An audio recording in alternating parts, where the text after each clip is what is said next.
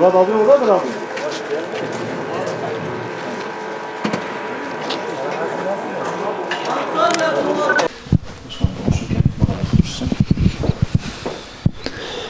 Başkanım, koronavirüs tedbirleri kapsamında devletin açıklamış olduğu ekonomik tedbirler söz konusu.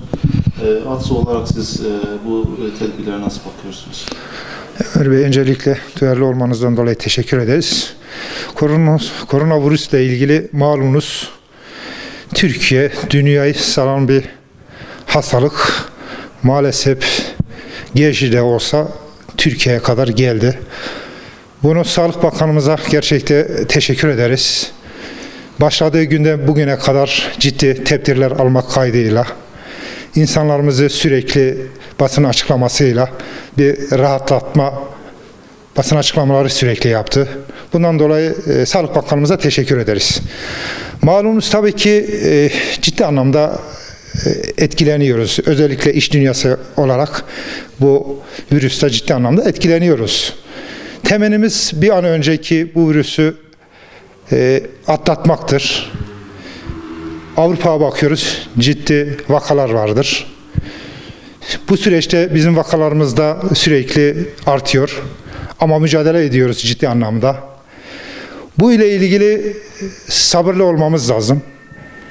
Duyarlı olmamız lazım. Tedbirleri almamız lazım. Yani bir kaos yaratmadan, ortalığı germeden tedbirleri almamız lazım. Devletimizde beklediğimiz 100 milyar bir açıklama yaptı. En azından kısa vadede de olsa iş dünyasını rahatlatacaktır. Her şeyi devlette beklemek de doğru değildir. İş dünyası olarak elimizi taşın altına koymamız lazım. Kime ne düşüyorsa işini yerine getirmesi lazım. Sigorta primlerini bir an önce ortada kaldırması lazım. Ama süreç ileride 2 aylara, 3 aylara çıkarsa çalışan kardeşlerimiz de fedakarlık yapması lazım iş dünyasında. Maaşların kısmen çalışan kardeşlerimiz de fedakarlık etmesi lazım ki bu rüzgarı bu ülkenin üzerinde atabilmek adına fedakarlık etmemiz lazım. Kaos bizi gerçekten zora sokacaktır. Yani insanlarımız bakıyorum marketlere saldırıyorlar. Marketlerde sanki dünyanın sonudur gibi alışveriş yapıyorlar. Takdir Allah'ındır. Biz buna elhamdülillah inanmış insanlarız.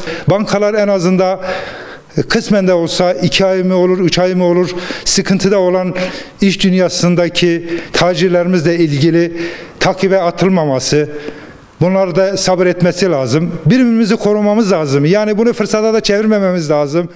Parası olan tacirlerimiz, borcu olan insanlara varsa imkanları herkes borcunu ödemeli. Birlik ve beraberlik içerisinde ancak bu sıkıntıları atlatabiliriz.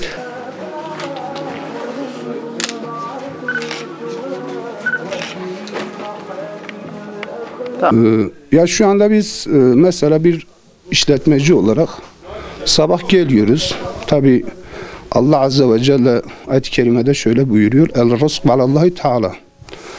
Biz bu yani bu inançla geliyoruz.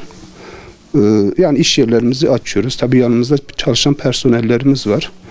Bunlarla birlikte oturuyoruz. İşte akşama kadar yaptığımız satışlar çok cüzi rakamlar olduğu için hani en azından onlar da evlerine bir ekmek götürebilsinler. Bu düşünceyle şu anda açıyoruz. Zaten hani işletmeyi açmışız, iş falan yapmıyoruz. Çok ciddi anlamda etkilenmişiz. Ay sonunda da mesela çok ciddi ödemelerimiz var. Şimdi bunlar tehir de edilmedi.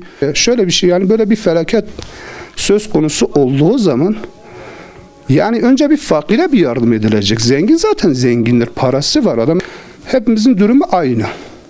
Ay sonu çekleri olan, kredi kartları olan, kredileri olan esnaflardır. Biz hep az çok birbirimizle istişare ediyoruz. Yani bir adım atmazlarsa biz ne yapacağız? Ödemelerimizi yapamayacağız. Çeklerimizi patlatmak zorunda kalacağız. Kredilerimizi ödeyemeyeceğiz. Çünkü paramız yok. Böyle gidip başvuracağımız bir yerde yok. Biz istiyoruz ki devlet en azından bir 3 aylık önümüzdeki süreci bizim borçlarımızı tehir etmesini istiyoruz. Tamam. Haber ajansı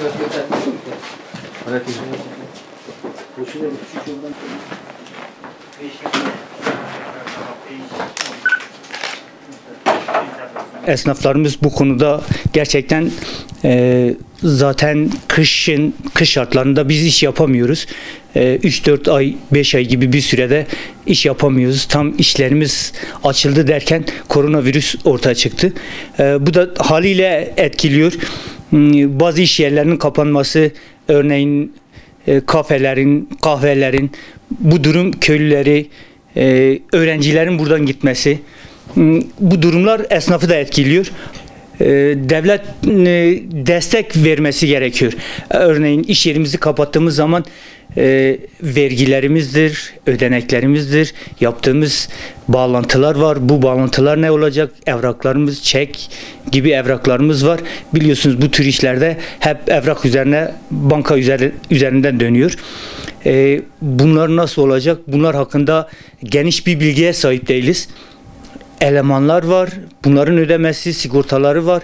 Bunların ne gibi bir durum olacak? Bunlardan çok iyi haberdar değiliz açıkçası. Yani ne yapacağımızı bilmiyoruz.